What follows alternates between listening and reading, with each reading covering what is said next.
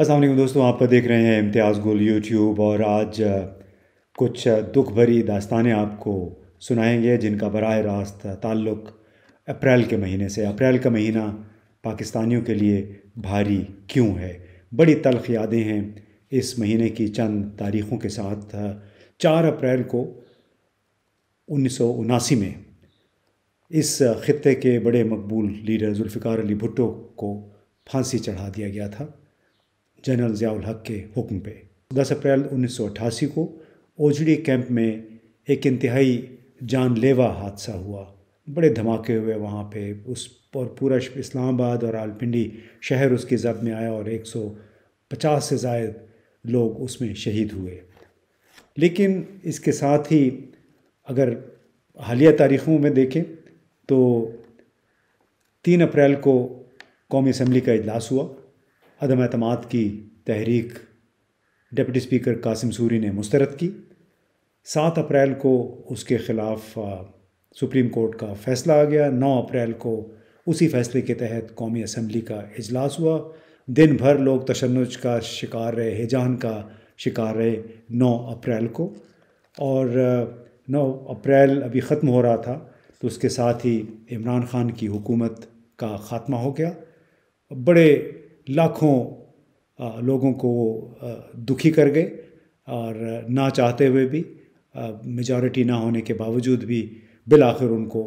عدم اعتماد کے ووٹ کے ذریعے اقتدار سے ہٹا دیا گیا، اور اس کے ساتھ ہی شہباز شریف صاحب کی راہ ہموار ہو گئی نیا وزیر اعظم بننے کے لیے۔ اب 10 اپریل ہی کو کاغذات نامزدگی وغیرہ داخل ہونے، اور 11 اپریل کو وہ پاکستان کے نئے وزیر اعظم بن جائیں گے۔ اب یہ تمام واقعات ایک دوسرے سے جڑے ہوئے نہیں ہیں، لیکن دلخراش ضرور ہیں، اور قبل اس کے کہ ہم مزید اس کی تفصیلات میں جائیں، آپ اس چینل کو ویو کرنا، سبسکرائب کرنا اور دوسرے دوستوں کے ساتھ شیئر کرنا نہ بھولیے۔ تو جناب، پہلے بات ہو جائے اوجڑی کیمپ کے واقعے کی، جو 3 اپریل 1988 کو ہوا۔ اوجڑی کیمپ دوسری جنگ عظیم میں راولپنڈی شہر سے کچھ باہر ایک اسلحہ خانے کے طور پہ بنایا گیا تھا۔ اینٹوں سے تعمیر کردہ چند بیرکس پر مشتمل تھا۔ اسے 1980 کی دہائی میں روسی افواج کے خلاف افغان مجاہدین کی مدد کے لیے امریکی گولہ بارود اسلحے کا ایک ڈپو بھی کہا جا سکتا ہے، جو یہاں پہ آ کے ڈمپ کیے گئے، یہاں سے پھر آگے وہ سپلائی ہوتے تھے۔ اس میں راکٹ پروپیل گرینیڈز، اسٹنگر میزائل، کلاشنیکوفز اور بے شمار اور مختلف میزائل اور راکٹس شامل تھے۔ جنرل ضیاء الحق کے ایک معتمد تھے، جنرل خالد محمود عارف، انہوں نے اپنی کتاب میں لکھا کہ اس کیمپ میں غیر تربیت یافتہ عملے کے ہاتھوں اسلحے کی ایک جگہ سے دوسری جگہ منتقلی کے دوران یہ حادثہ پیش آیا۔ راکٹ کا ایک باکس پھسل کر فرش سے جا ٹکرایا۔ اس میں 122 mm کے راکٹس تھے، وہ پھٹا، اور اس کے بعد رفتہ رفتہ دھماکوں کا ایک سلسلہ شروع ہوا۔ اس وقت ہم بھی H9 میں موجود تھے، میں خود ایک لیکچر دے رہا تھا، اور ہمیں جب آوازیں آئیں دھماکوں کی تو کسی نے، ایک کیپٹن تھے، ہم چونکہ اکٹھے پڑھ رہے تھے تو انہوں نے باہر جا کے دیکھا تو ان کا اندازہ تھا کہ یہ راولپنڈی میں اوجڑی کیمپ کے قریب کچھ ہو رہا ہے۔ تو جناب، اگلے آدھے گھنٹے کے دوران، کچھ صبح سے 10 ساڑھے 10 کا وقت تھا، تو اگلے آدھے گھنٹے 1 گھنٹے کے دوران جو ہم نے منظر دیکھا، راکٹ دائیں بائیں اڑ رہے ہیں، راکٹ پروپیل گرینیڈز، اسٹنگر میزائل، ایک میزائل اسٹنگر میزائل خود ہمارے گھر کے بالکل عقب میں آ کے گرا، کیونکہ ہمارا گھر اوجڑی کیمپ سے محض چند سو میٹر کی مسافت پہ تھا، تو بالکل ہمارا گھر بچ گیا، لیکن وہ اسٹنگر میزائل، اتفاق یہ تھا کہ ساتھ والا گھر ایک خالی پلاٹ تھا اس کے ساتھ ہی، اور اس پلاٹ میں جا کے وہ دھنس گیا، پھٹا نہیں۔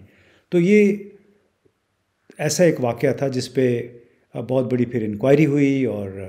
مختلف اس کے ساتھ سازشی تھیریاں بھی پیش کی گئیں کہ امریکن یہاں پہ انسپیکشنز کے لیے آ رہے تھے کہ کون کون سا اسلحہ یہاں پہ بچا ہوا ہے، اور اس کے بعد کسی نے جان بوجھ کے آگ لگا دی، اور اس طرح وہ آگ جب لگی تو اس نے یہاں پہ بالکل مسمار کر دیا آس پاس کے جتنے بھی گھر تھے اس علاقے میں، کافی سارے وہ بھی ڈیمیج ہوئے، 150 کم از کم لوگ بیچارے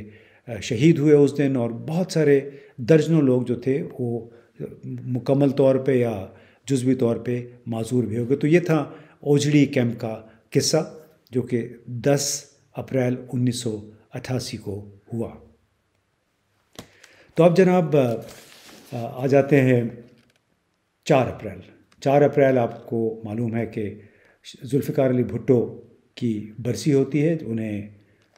پھانسی پہ لٹکا دیا گیا تھا، شہید کر دیا گیا تھا جنرل ضیاء الحق کے حکم پہ 1989 میں۔ ہم اس وقت کالج میں تھے، اور اس پھانسی نے بے شمار لوگوں کو سوگوار کیا، اور پھانسی کے نتیجے میں ذوالفقار علی بھٹو شہید کی جو لیگیسی ہے وہ آج بھی زندہ ہے، اور لوگ آج بھی ان کو یاد کرتے ہیں بلا شبہ۔ تو اب جناب ذکر ہو جائے کچھ اپریل 2022 کا، یعنی جیسے میں نے پہلے بھی بتایا کہ تحریک عدم اعتماد عمران خان کے خلاف تو 8 مارچ کو لائی گئی تھی، پھر فائنلی 3 اپریل کو اجلاس ہوا، اور اس اجلاس میں اس تحریک کو ڈپٹی اسپیکر قاسم سوری نے ریجیکٹ کیا۔ کیس سپریم کورٹ میں چلا گیا، سپریم کورٹ نے حسب توقع اس رولنگ کو خلاف آئین، خلاف قانون قرار دیا، اور کہا کہ اس مسئلے پہ ووٹنگ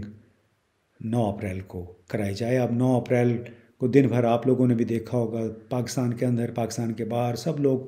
ٹی وی کے ساتھ جڑے ہوئے تھے لمحے لمحے کی خبر کے لیے، اور یہ جاننے کے لیے کہ بالآخر ہوتا کیا ہے۔ اب اس دوران بہت سارے واقعات ہوئے، جو اسپیکر قومی اسمبلی اسد کیسر صاحب نے بہت سارے ایسے حربے بھی استعمال کیے، اجلاس کو بار بار ملتوی بھی کیا، لیکن سمجھ نہیں آ رہی تھی کہ آخر یہ کیوں ہو رہا ہے۔ اور بالآخر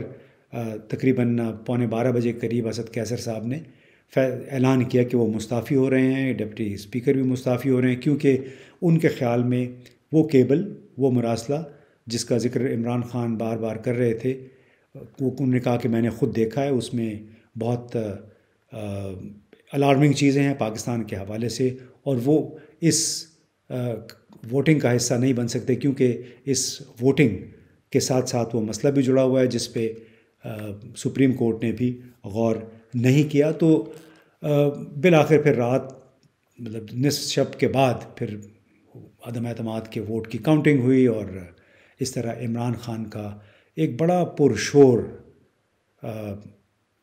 ہنگامہ خیز دور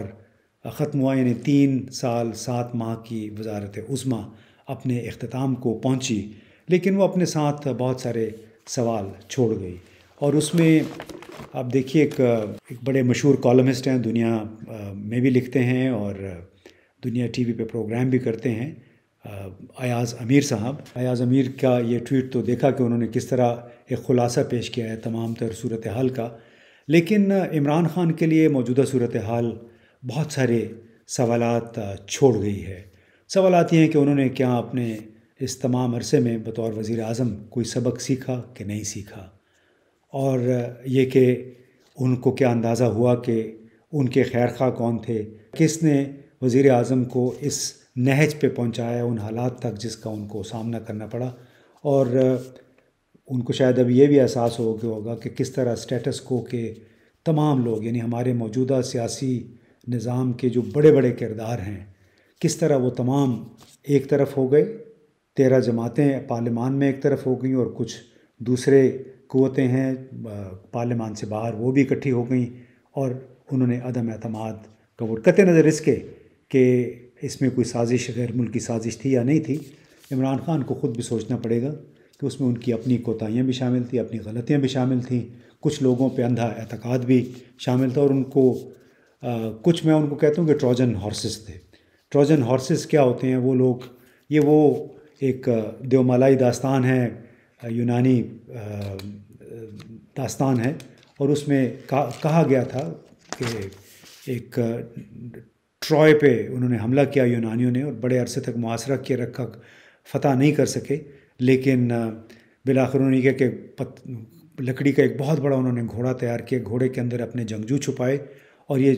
اپنی کشتیوں کی طرف چل پڑے۔ تو ٹرائے کے لوگوں نے سمجھا کہ یہ لوگ اب بھاگ گئے ہیں، واپس چلے گئے ہیں، تو انہوں نے اس بہت بڑے گھوڑے کو، لکڑی کا گھوڑا تھا، اس کو شہر کے اندر لے گئے، اور جب رات کو تمام لوگ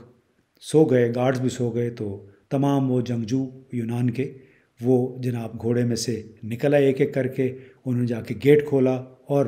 اپنی جو منتظر آرمی تھی اس کو اندر بلایا اور یوں ٹرائے کے شہر کو انہوں نے قبضہ کر لیا. تو اس میں کون کون لوگ کیا؟ علیم خان، جہانگیر ترین، ندیم بابر جو کہ عمر ایوب کے بھی بہت اچھے دوست تھے، ملک ریاض جو کہ ان کے پارٹی کے اندر بہت سارے لوگوں کے ساتھ جن کی اچھی دوستی تھی، لیکن وزیر اعظم کو اس کا نہیں پتہ تھا. کیا خسرو بختیار بھی ان میں شامل تھے. اور اس کے علاوہ بیوروکریسی کے اندر بھی جو ان کے پرنسپل سٹاف آفیسر تھے اعظم خان، کیا اس میں ان کا اس میں کس حد تک کردار تھا کہ پوری بیوروکریسی میں وہ اپنے من پسند لوگوں کو لا کے لگاتے رہے اور اس کے نتیجے میں وزیر اعظم بالکل کٹ کے رہ گئے گراؤنڈ ریالٹیز سے. اور سب سے بڑی بات یہ کہ یہ معلوم نہیں پڑ رہا کہ ان کو کون آخر وقت تک یہ ایڈوائز کرتا رہا کہ آپ ڈٹے رہیں، پارلیمان میں اگر اجلاس ہو رہے تو ہونے دیں، آپ کے پاس ابھی بھی موقع ہے. اور ہمیں یہ بھی سننے میں آیا، بڑی جگہ پہ یہ رپورٹ ہوا کہ انہوں نے جنرل باجوہ کو آخری وقت میں برطرف کرنے کا بھی سوچا تھا، منصوبہ بنایا تھا، لیکن وزارت دفاع ہے وہاں سے ان کو مطلوبہ نوٹیفیکیشن نہیں مل سکا. اب جس کسی نے بھی یہ مشورہ دیا اس نے انتہائی بے وقوفی کی، اس عمر سے بالکل وہ نابلد ہیں کہ جنرل ہیڈ کوارٹر ایک ایسا ادارہ ہے کہ وہاں وہ کبھی بھی اپنے حاضر سروس سربراہ کو ڈچ نہیں کرے گا، چھوڑے گا نہیں. اور بنیادی طور پہ وزارت دفاع جی ایچ کیو کی ایک ایکسٹینشن ہے، اسی کا ایک حصہ ہے. اور اسی لیے وزیر اعظم عمران خان کو، ایک ایسے وزیر اعظم کو جو کہ اپنی عددی اکثریت کھو چکا تھا پارلیمان میں، اس کو وزارت دفاع سے کبھی بھی ایسا نوٹیفیکیشن نہیں ملنا تھا جس کے تحت وہ فوج کے سربراہ کو ڈسمس کر سکتے تھے. تو یہ ایک بڑا انتہائی افسوسناک انداز میں عمران خان کی وزارت عظمیٰ ختم ہوئی. یعنی 8 اپریل کو انہوں نے اپنا الوداعی خطاب بھی کر دیا تھا، اس کے بعد اور کسی چیز کی گنجائش نہیں تھی. لوگوں کی توقع تھی کہ اب تمام معاملہ جو ہے سموتھلی 9 اپریل کو پارلیمان میں طے پا جائے گا، لیکن 14-15 گھنٹے تک لوگوں کو انتظار کروایا گیا. وہ بڑی نامناسب سی بات تھی. اس سے ظاہر ہے عمران خان کی مقبولیت پہ کوئی اثر تو نہیں پڑے گا، لیکن it left a very bad taste in his political career. اب وہ کس حد تک اس تمام شوق سے ان کے چاہنے والے، ان کے فالوورز، پی ٹی آئی کے لوگ اس شوق سے کب باہر آتے ہیں اور کس حد تک وہ اب اظہار کرتے ہیں آئندہ انتخابات کے لیے. کیونکہ عمران خان نے وہ پہلے ہی بلکہ تیاری شروع کر چکے تھے انتخابات کے لیے، لیکن انتخابات اگر ہوتے ہیں تو اس کے ذریعے کیا وہ واپس اقتدار میں آ سکتے ہیں؟ کیا ان کے آس پاس وہ تمام لوگ اور تمام قوتیں جن کو انہوں نے چیلنج کیا تھا، کیا ان کو واپس آنے دیں گے؟ یہ ایک بہت بڑا سوال ہے. ہم سب کو سوچنا ہے کہ کیا پاکستان کا نظام ایسے چلتا رہے گا جیسے اب تک چلتا رہا ہے، یا اس میں واقعی کوئی تبدیلی آئے گی؟ تو اسٹے ٹیونڈ، اور وقتاً فوقتاً آپ سے ملاقات ہوتی رہے گی کہ اور یہ بھی رپورٹ کرنے کے لیے کہ آیا عمران خان کی حکمت عملی میں کوئی تبدیلی آئی یا نہیں، اور انہوں نے کس حد تک اپنے 3 سال 7 ماہ کے دورے وزارت عظمیٰ سے سیکھا، کیا سیکھا. دوستو، پارلیمان کے اندر جو صورتحال بنی 9-10 اپریل کو اور 11 اپریل کو بھی ہم جو دیکھیں گے، اس میں جو بات ابھر کے سامنے آئی وہ یہ کہ شہباز شریف پاکستان کے نئے وزیر اعظم بننے جا رہے ہیں، اور ان کے بیٹے حمزہ شہباز پنجاب میں غالباً چیف منسٹر بھی ہو جائیں گے. لیکن 11 اپریل ہی کو ان دونوں کے خلاف 16 ارب روپے کی منی لانڈرنگ کے کیس میں فرد جرم عائد ہونی تھی. اس کیس کئی سال سے چل رہا ہے، اور کیس کا لب لباب یہ ہے کہ 16 ارب روپے حمزہ شہباز اور شہباز شریف کی جو کمپنی ہے، مل ہے، ان کے 13 ملازمین کے نام پہ اتنی بڑی رقوم باہر سے آئی ہیں. کس نے بھیجی ہیں اور کیوں بھیجی ہیں، اس کا جواب آج تک نہیں مل سکا. اور اب اگر وزیر اعظم بن گئے شہباز شریف صاحب تو نامعلوم اس کیس کا کیا بنے گا، کیونکہ اس کیس کو جو ہینڈل کر رہے تھے ایف آئی اے کے ڈائریکٹر ڈاکٹر رضوان، وہ بھی چھٹی لے کے، کل سے چھٹی لے کے وہ جا چکے ہیں. معلوم نہیں وہ کب آتے ہیں. تو بس پاکستان ہم تو حالانکہ سن رہے تھے گزشتہ کئی برسوں سے کہ یہ بڑا ایک واٹر ٹائٹ کیس ہے، اس میں سے کوئی بچ نہیں سکیں گے. لیکن اب دیکھتے ہیں کہ اس کیس کا کیا ہوتا ہے. اللہ کرے کہ جو کچھ ہوا ہے اس کا پاکستان اور پاکستان کے عوام کے لیے اس میں سے کوئی بھلا نکلے۔